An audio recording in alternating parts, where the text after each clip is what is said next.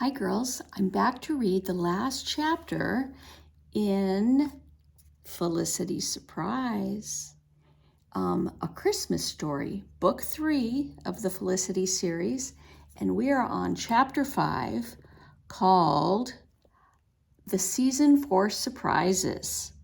And before I read that, I just want to show you the girls are dressed in their Christmas beautiful dresses for going to the palace.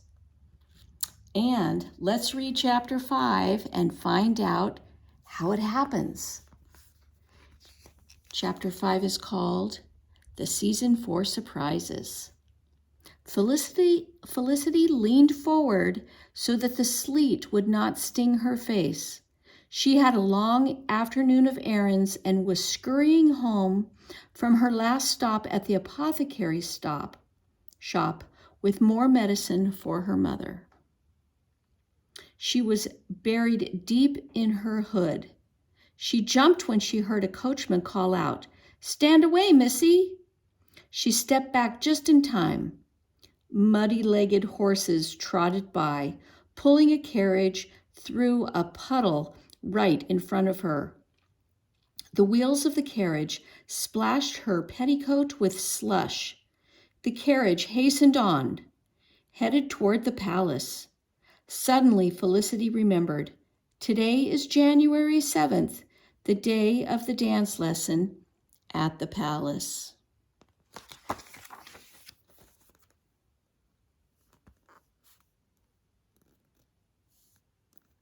Felicity shivered. She headed home cold and wet and miserable. Felicity hung her cloak and slipped off her muddy shoes. Her father beckoned her into the parlor. "Come here, Felicity," he said softly. Felicity's heart thudded. "What is it, Father?" she asked. "Is Mother all right?" Mr. Merriman smiled. "Come see for yourself," he said. Felicity looked behind him. "Mother," she gasped. Mrs. Merriman was propped up comfortably in a big chair next to the fire, cocooned in pillows and blankets. Nan, William, and Ben stood around her. She smiled and opened her arms to Felicity. Felicity ran to her mother and hugged her gently. "Oh, Mother," she said. "Oh, I am so glad." Felicity wanted to stay in the circle of her mother's arms forever. "The fever is gone," said Father. "Her cough is still bad and she is very weak, but at last she is starting to get better." "I am indeed, thanks to you, Lissy." "My good nurse," said Mother. Her voice was hoarse, but full of happiness. "You've taken good care of me. Father tells me that you've taken care of William and Nan, too." "Thank you, my dear girl." "We made new decorations for you, Mother," said Nan. "Lissy did most of the work, but William and I helped, too."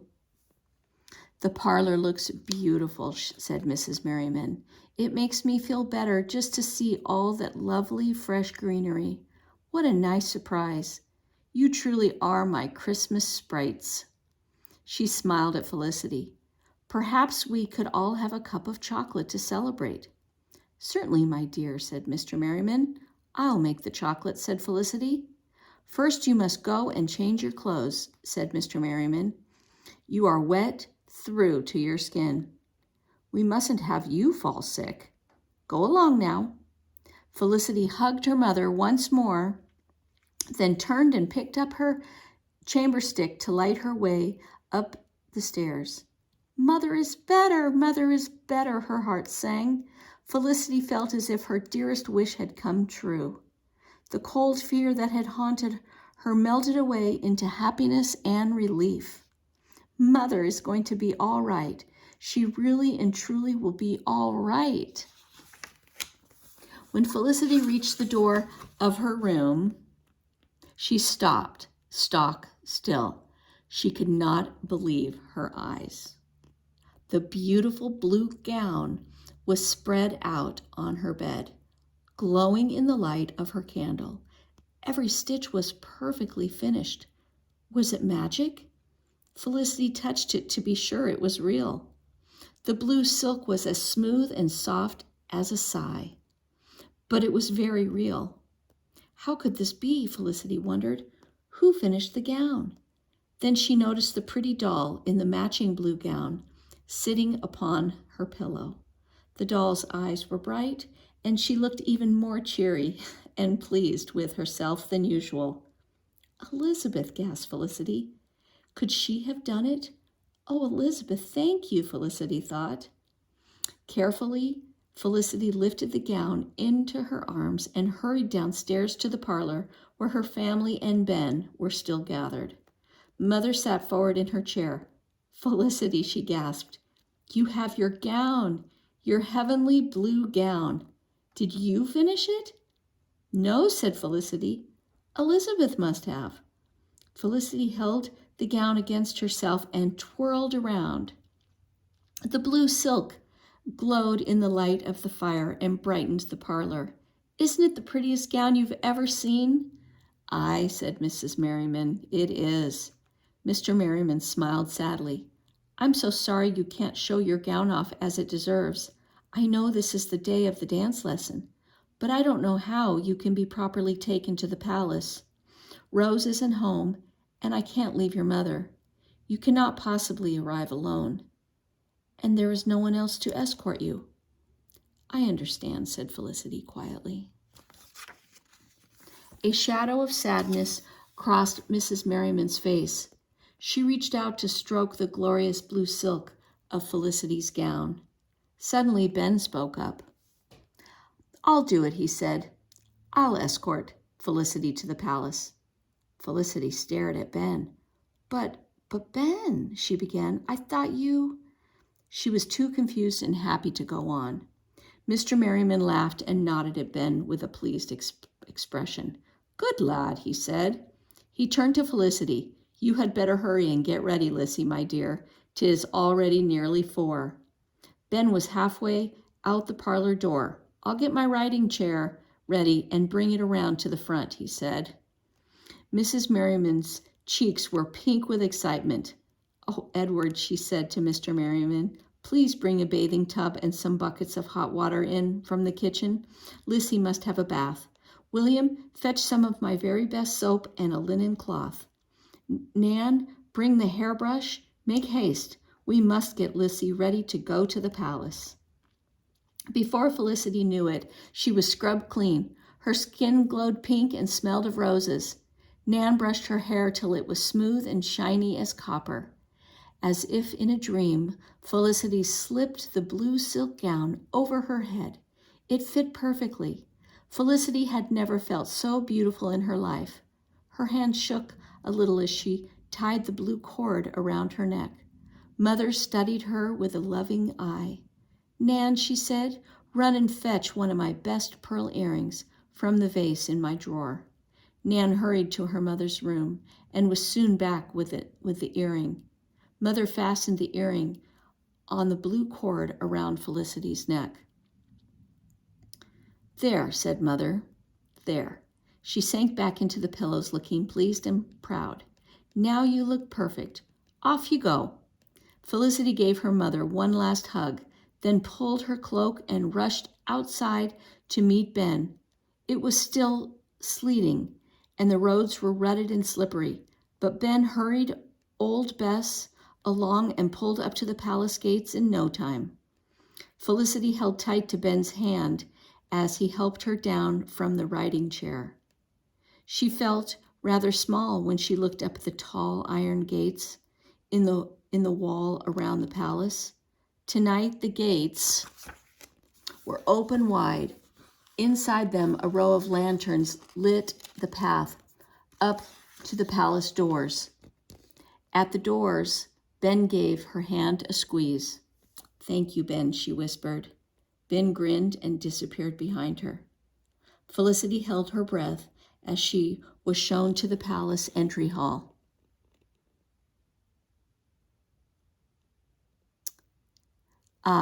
By a footman. The entry hall was big and a little scary.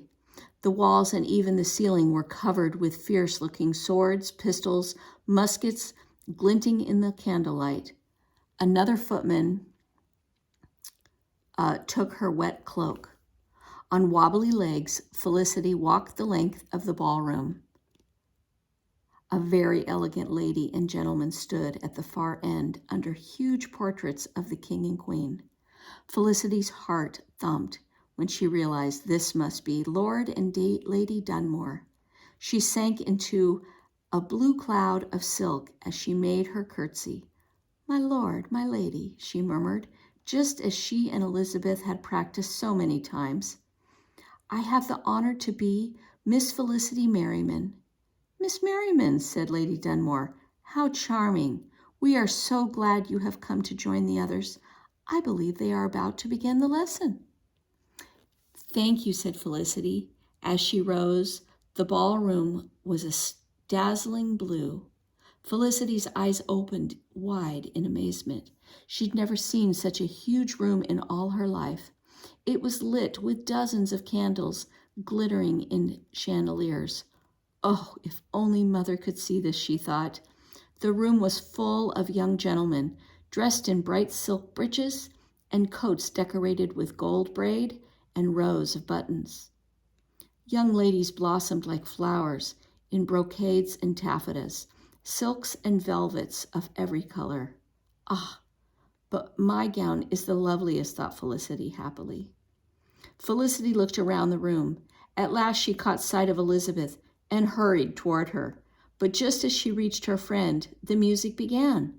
Felicity found herself part of a set of dancers. Elizabeth beamed at her, but they had no chance to talk, for they were soon swept into the music and dancing. The dance master called out the dances. Felicity knew she had better pay close attention. She did not want to make any mistakes. The beautiful blue gown worked its magic. As the dance lesson went on, Felicity felt more and more at ease. She did not trip or step on anyone's toes. In fact, she began to enjoy the dances. The blue gown seemed to help her swoop and swirl and stay light on her feet. "Why, dancing is fun," she thought with surprise.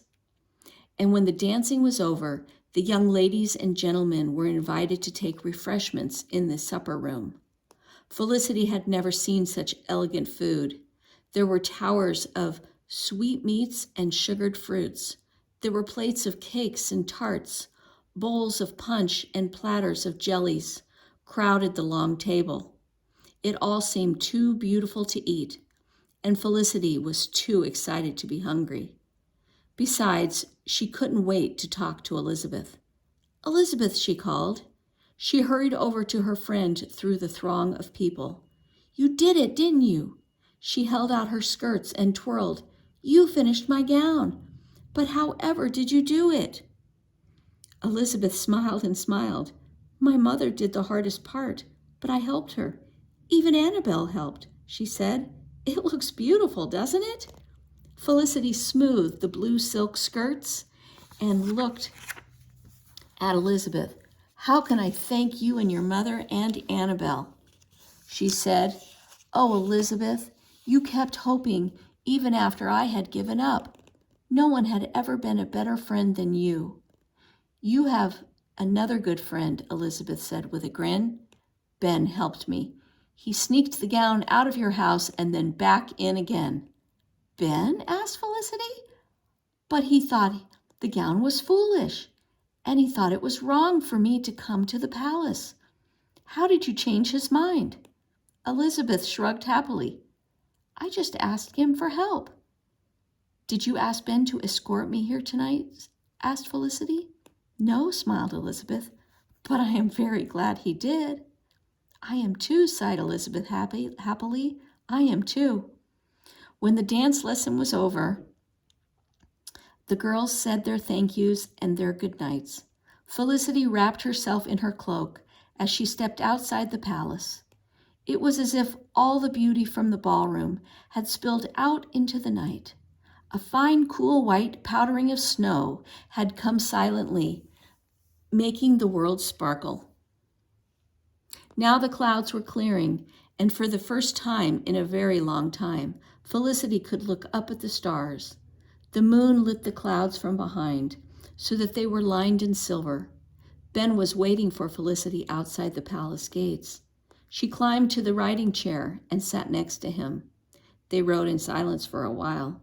Then Felicity said, "Ben, it was kind of you to help Elizabeth, and it was kind of you to escort me to the palace. What made you change your mind?" A wonderful smile lit up Ben's face. "You did," he said. "I watched you take care of your mother, and I saw how you cheered Nan and William, even when all the things you had hoped for looked impossible. I began to think your father was right. Christmas is a time when our hopes for peace and happiness should come true. I wanted to help your hopes come true too." "Thank you, Ben," said Felicity, and they rode home together in the silvery night. And that is the end of our book of Felicity's Surprise, Book 3. And in the next video, I will read Peek into the Past, looking back in 1774.